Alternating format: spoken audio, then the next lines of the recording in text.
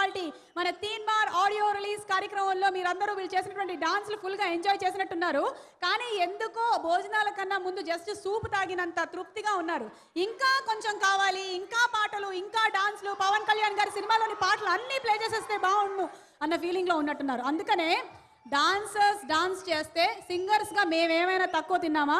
మేము వస్తున్నాం పవన్ కళ్యాణ్ గారి ఆల్ టైమ్ హిట్స్ పాడడానికి అంటున్నారు. ఏమంటారు? పిలిచేద్దాము వండర్ఫుల్ సింగర్స్.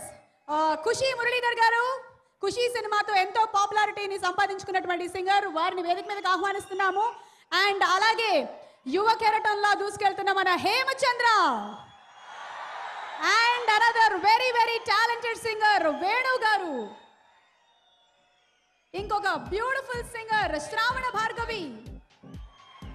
ఈ నలుగురు పవన్ కళ్యాణ్ గారి సినిమాలోని ఆల్ టైమ్ హిట్స్ తో మిమ్మల్ని ఎంటర్టైన్ చేయబోతున్నారు. అండ్ వీరితో పాటు కంపోజింగ్ చేస్తుంది చిరంజీవి గారు, అండ్ ప్యాడ్స్ మీద ఉంది మిస్టర్ చంటి గారు, కీబోర్డ్ మీద ఉన్నది రాకేష్ గారు.